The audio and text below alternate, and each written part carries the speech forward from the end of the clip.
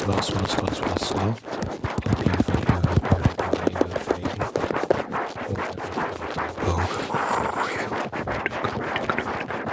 We're doing amazing.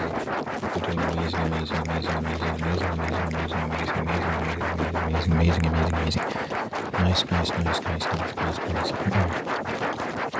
Nice.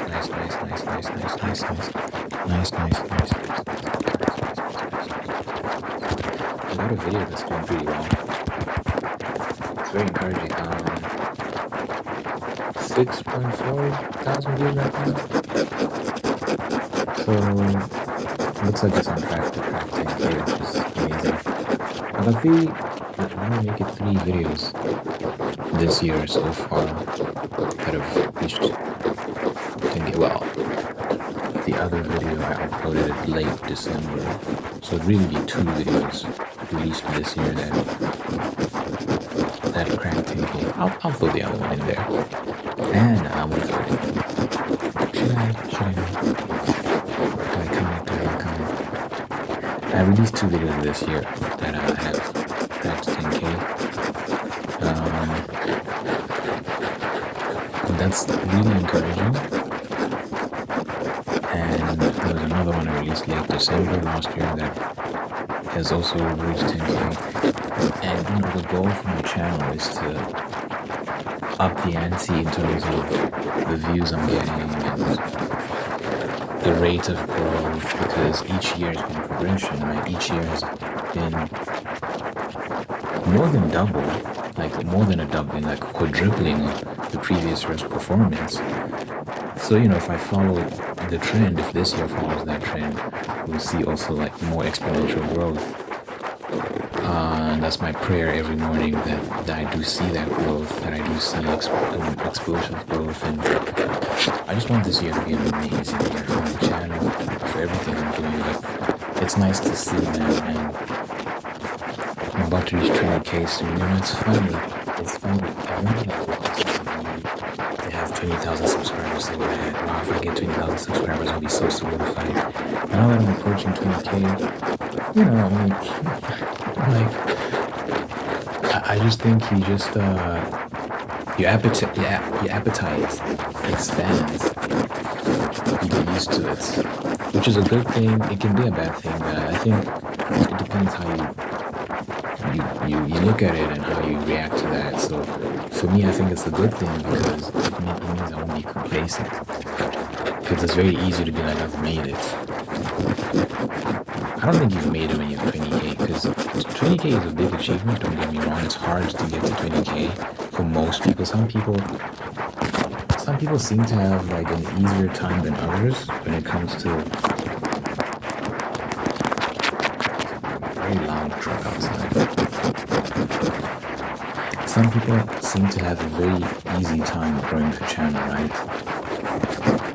I always say easy come, easy go, but the issue with getting things easily is you take them for granted, and you might not work as hard as someone that had a slower process and really had to go through the ups and the downs and this and that. And I think every channel at some point experiences a dip, because it's kind of like this. You experience high points, you experience low points. Sometimes you're getting a lot of views, other times you're not.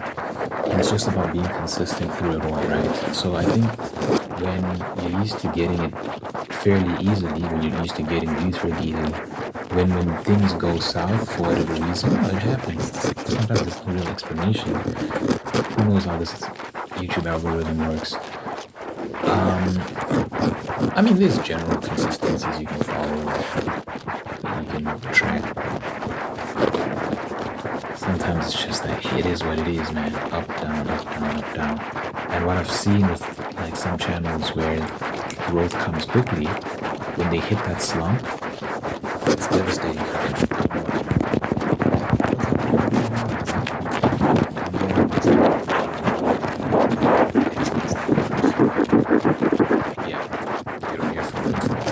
I think you have to really remain consistent. So with my journey, which has been one of slow growth, just showing up every day, every single day.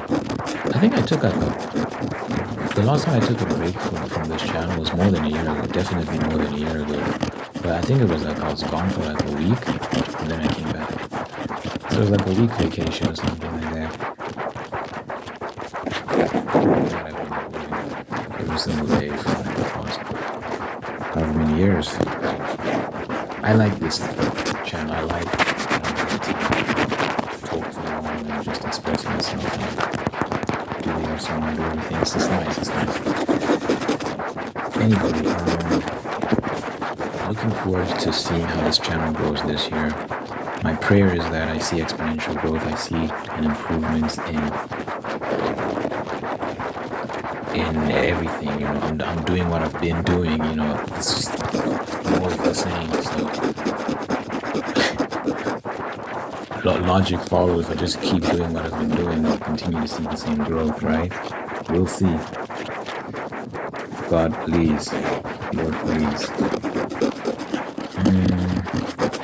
Update on my book. I'm currently on a chapter that's things are moving very slowly with this particular chapter. What chapter is it? It's either chapter 9 or chapter 10. It's one of those. And things are moving slowly. Guys, I'm rewriting so many things. I'm rewriting a lot. And I think that's what's taking time. But you know, I've given myself time, like, because I know people want to read it. Shout out to those who are looking forward to it. But I've given myself time because you really don't want to rush. And so now it's like, okay, when will it be out?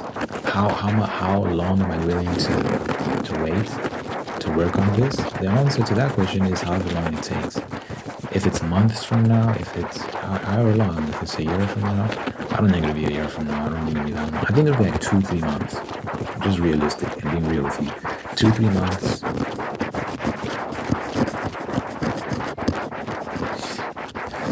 If it ends up being more than that, that's fine too. Because I think the end result will be so amazing.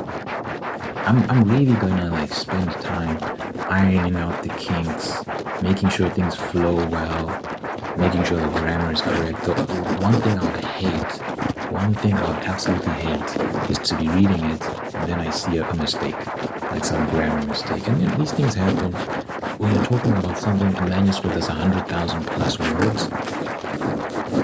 Like, yeah, it's very, very easy for a spelling mistake, some punctuation error to slip through, some grammatical error to slip through. Maybe you used a homonym, the wrong homonym, like you used the wrong homonym of a word. And that's a weird thing I do, by the way. That's a very strange thing I do. So homophones are like words that sound the same but are spelled differently. I think homonyms are words that are spelled the same but have different meanings. And I use both. I make mistakes with both. So sometimes I'll use a word like the word's homophone, and it's I just use the wrong word. And then sometimes I use, okay, you can't use the wrong homonym. You can't do that. What am I saying? You can't use the wrong homonym. They're spelled the same, so no one would know, even if in your mind you kind of mix things up. I guess where the error might be is in context, maybe. That's actually interesting. I think the context would be depending on what message you're trying to convey. If you mix up meanings, a sentence might stop making sense because certain words don't make sense in certain contexts. Unless you use the rights.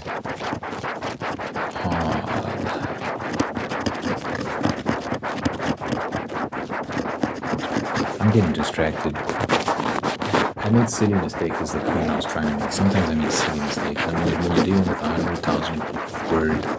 100,000 plus word manuscript, it's so easy.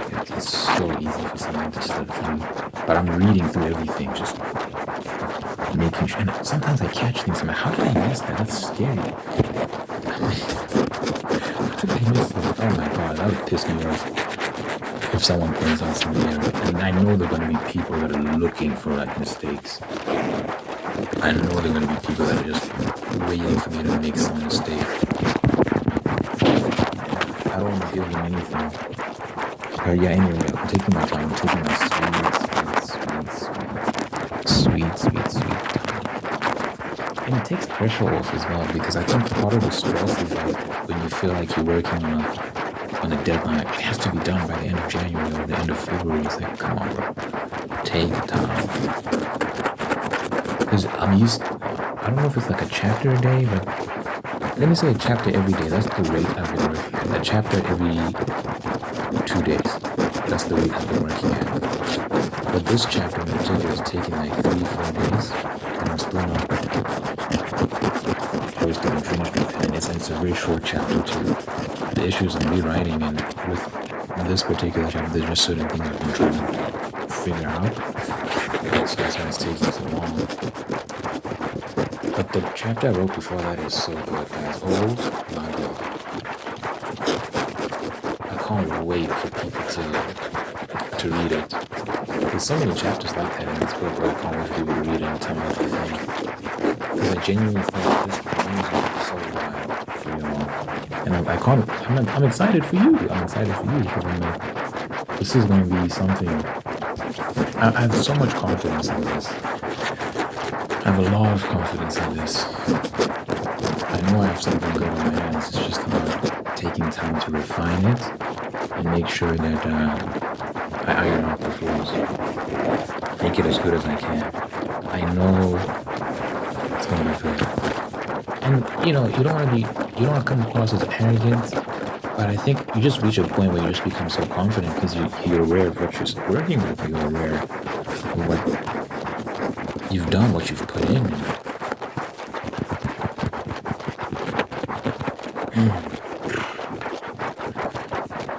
I don't think you're prepared. What's coming? Well, yeah, I could be wrong. You never know. Listen, y'all will read it and then I'll get started with the next book, the next story. This would be great too.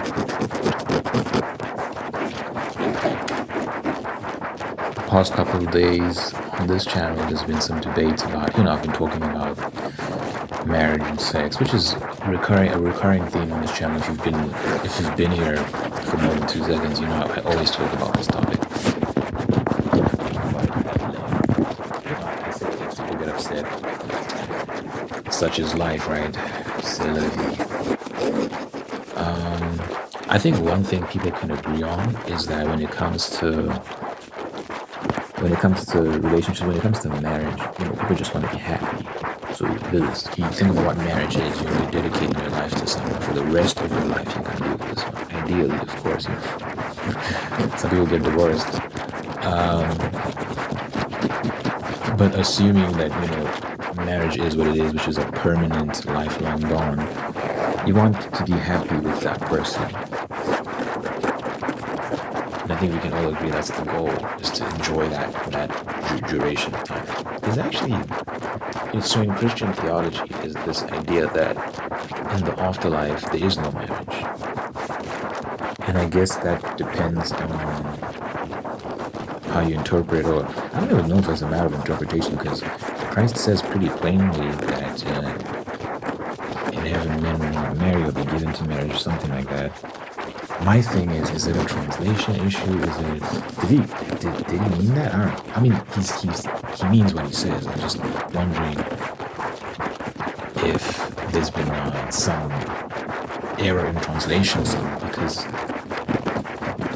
it is my view and the view of Christians in general that marriage is not man-made. Marriage is made by God, and he made Adam and Eve with marriage in mind, and they were the first married couple. And this idea that all of a sudden marriage no longer exists in the afterlife is strange to me.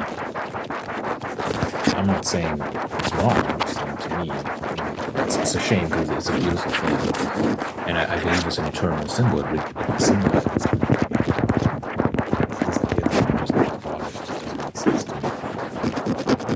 So I question if that's what he was saying, if that's what he was actually saying, that there would be zero marriage in the afterlife. But anyway,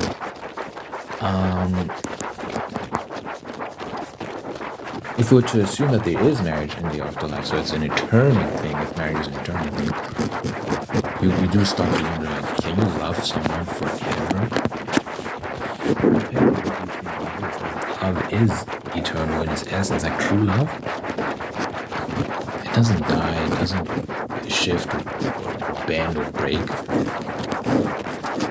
And I think you can actually develop stronger feelings for someone as time goes on. It's a perpetual cycle, it never ends. You know, I've heard, it's a beautiful thing when you hear of like old couples, like people who've been married for a long time discussing their relationship. I've heard people say that it's been decades and they're still learning new things about the person they're with and still developing stronger feelings, like they love them more now than they did 20 years ago, which is such a beautiful concept. It warms my heart. And I want to experience that, and I like the idea that beyond the flesh, beyond the earthly realm, even in another plane, we can pick up where we left off while we're on earth and continue to love each other and continue to grow in that. That's amazing. That's an amazing concept. And yeah, like, I think that can continue forever. I don't think that dies. Because, you know, think about it in any other context, right? So let's say the relationship you have with my mother. I don't think I can ever stop loving my mom. You know? I think what will happen is you put us in the afterlife, for example, and we make new memories, new experiences, go on new journeys together. I think you just keep adding to that love, and you keep seeing this person in different contexts and appreciating the relationship with my family. If I have children, I don't think I'd ever stop. When I have children, I don't think I'd ever stop loving them ever. And in the context of eternity, same thing. I think my love for my children will only grow, not diminish, as we continue down this path and gain new experiences, all this sort of stuff. So in the context of a romantic relationship, it doesn't make sense that would be the one exception where love dies.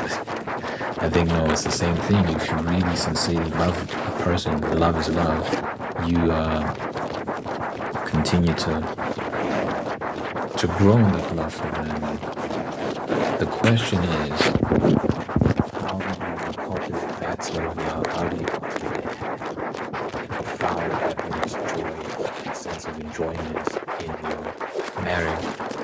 And the one thing I said that seems to anger a lot of people is my view on premarital sex. It's not my view. There's a lot of established research literature going back decades. It depends. The issue is, with these archives, it's hard to find certain things. So for example, if someone did a study years and years in the 80s or 70s about this topic, sometimes that can get lost because we're really looking at stuff that's been put into the internet database.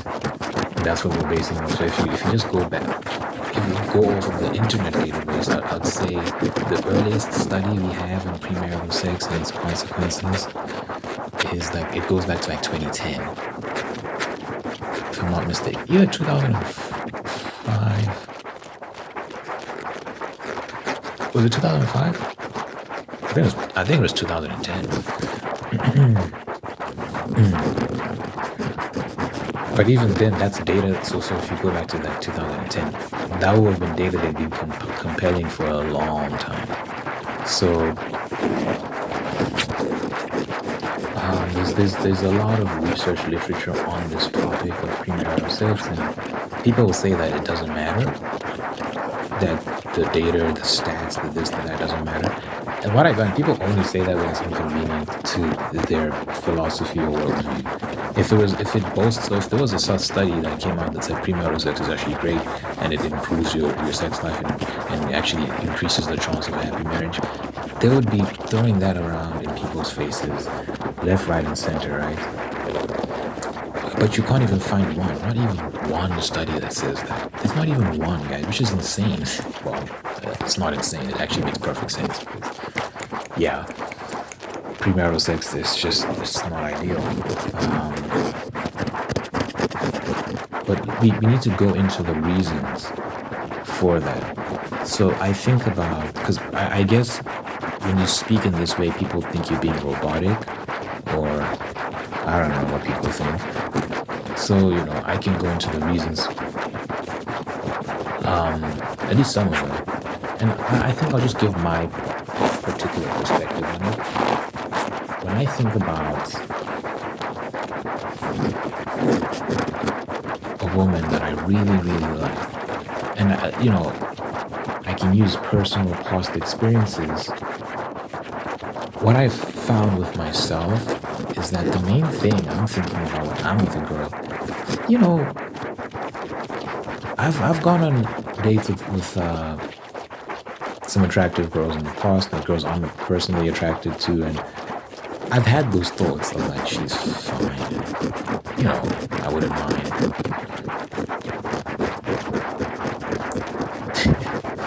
Engaging in adult activities. But what I've found most prevalent in my mind is this idea of looking forward to speaking, going to do that thing that we agreed we're going to do, just hanging out. And for me, that's enough for the time being. Just getting to know you, having fun. I really enjoy that. And it's a genuine thing. And it's enough for me for the time being. However long that time may be. And what that allows for is for us to get to know each other, like sincerely. Do we actually like hanging out with each other? Do we actually like each other? Because the thing about attraction, physical attraction, is that it can be very distracting.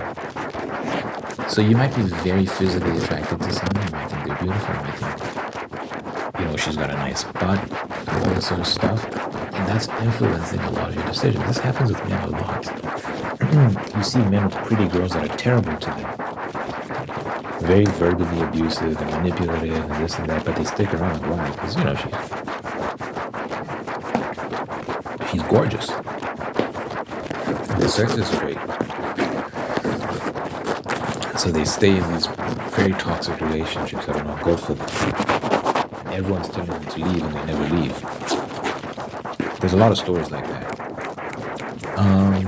For me, I don't want to be caught up in all of that. So I think a great reason to abstain is to be like a freak scenario. Freak scenario, for whatever reason, you can no longer have sex anymore. Would you still stick around with that person? Would you love them enough to just stay? Because who they are as a person is enough for you. Sex is great. It's a supplement. It's a way to express your love for each other.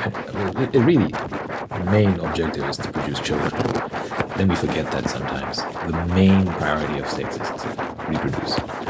That's what it's there for. That's what our organs are there for, is to reproduce. The main objective of sex isn't necessarily pleasure.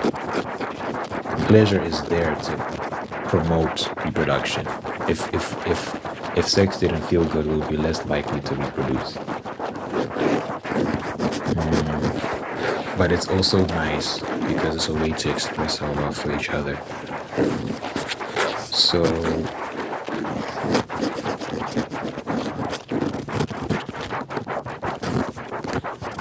although it's this very nice thing, and it's a very nice way to express how we feel about each other, the main thing is how we communicate, the time we spend, the things we do together, right?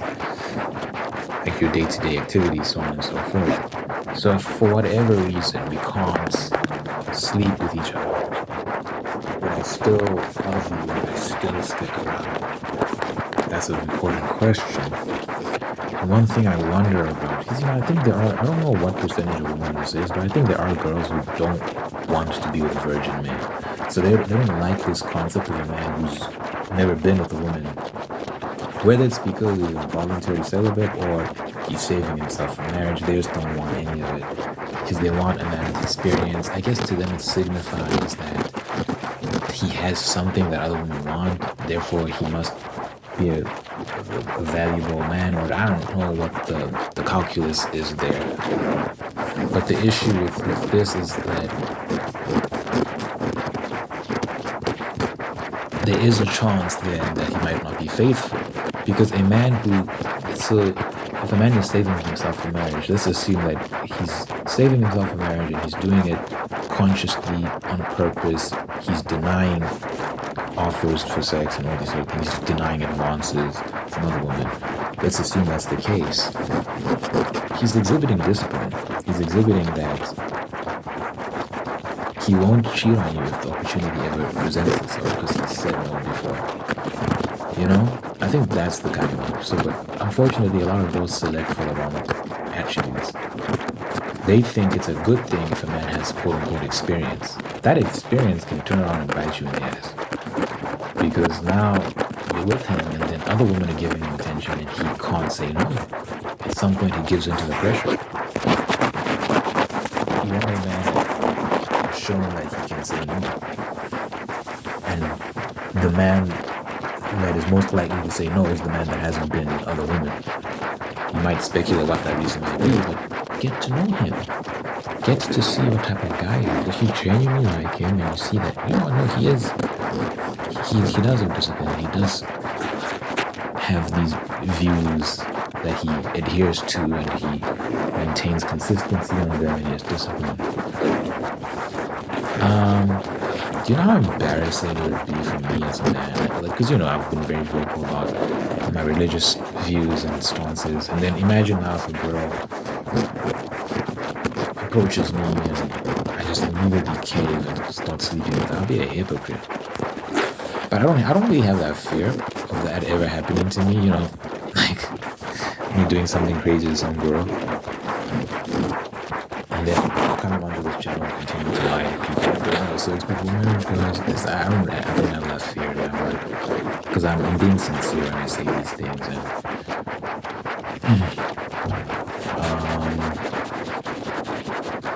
while I do think it's possible for me to be tempted, I think ultimately, I'll make the right choice. And I've been in positions where that has happened, so it's not speculative for me. It's real life. So I think I'll be very faithful to the woman because I want to commit myself fully. Full commitment, full love, true love, sincere love. She doesn't have to worry about me, in any context, in whatever situation I'm in. She doesn't have to stress that he's going to do something stupid and he's going to embarrass me and break my heart. That's terrible. I don't like that. But you gotta. If I was someone who's out here participating in promiscuity, it'd be harder for me to then later down the line take that stance because I'm so used to just throwing my dick around. It's harder to say no when someone offers you sex. So for me it's just I really want to be happy. I just want to be happy. And there are a lot of things you can do to make yourself happy in a permanent, lifelong relationship. And I want to take as many of those necessary steps as I possibly can. No one's perfect. No one does everything perfectly. Of course not. But when your goal is to be happy, you do what you have to do. Man. So I look at all the evidence. I don't deny the evidence. I don't shirk it. I don't do the mental gymnastics to avoid it.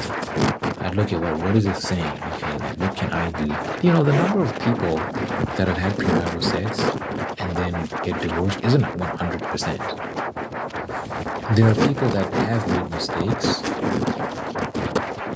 and they've slept with a lot of people before they got married and still end up having successful marriages. The question is, what did they do to that made them different from the other people that tend to have premarital sex and then tends to get divorced?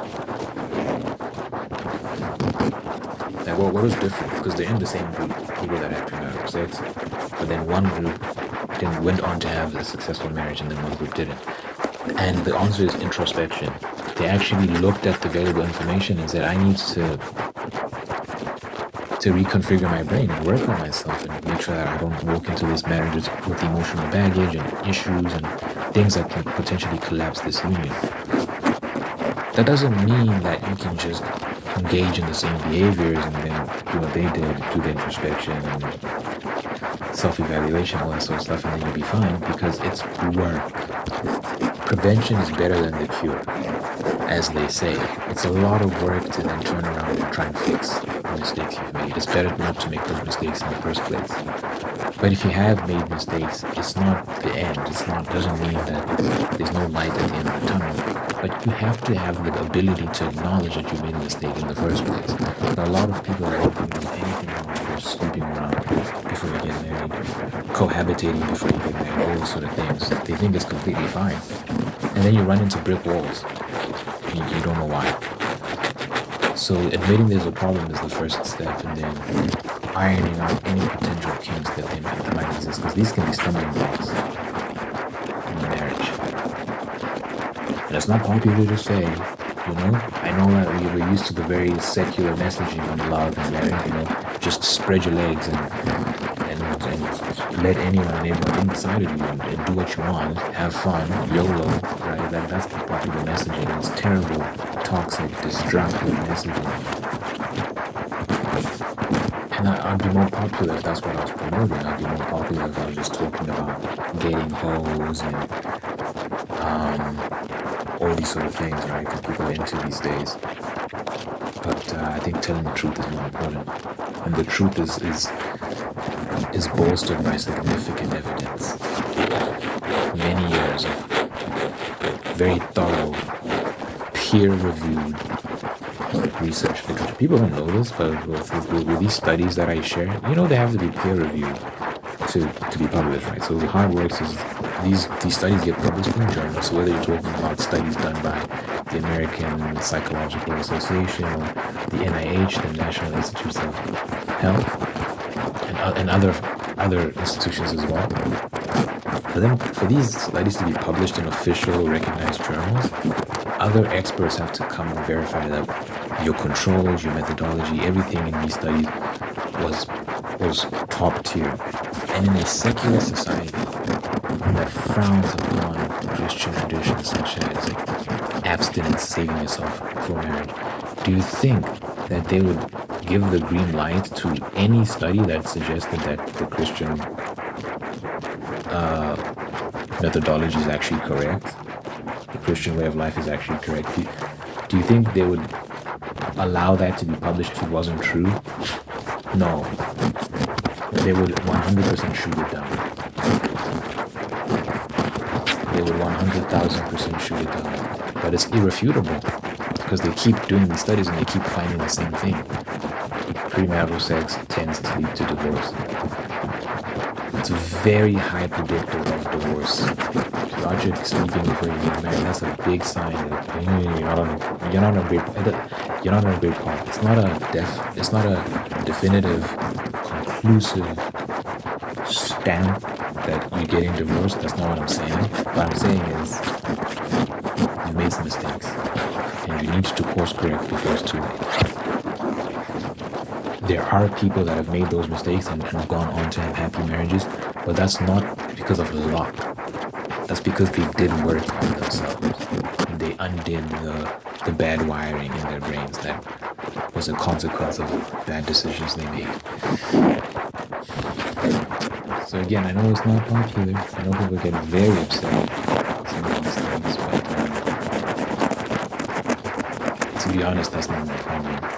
I'm just trying to share the truth. Don't shoot the messenger. That's not fair. It's not fair. It's just sharing information. Why be mad at me? Anyway, let me know what you think in the comments. I'm gonna have to pray at the end of the video. So. By the way, I always pray at the end of my video. I always pray for people to find love and marriage and for God to sustain that love of marriage and make it very, very happy, right? I always pray that at the end of all my videos because I need it. I want people to be happy. I want people to find love. I want people to find marriage. I want people to live the best possible life they can.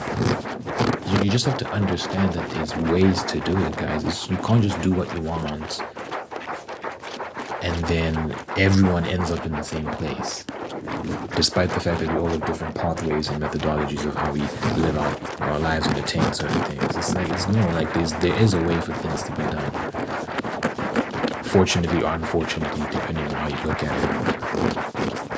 But I do sincerely pray that everyone does find marriage and that it's happy and it's very long lasting, it's permanent. You never experience divorce. I don't like divorce. I think it's a terrible thing. I think it's an abomination, to be honest.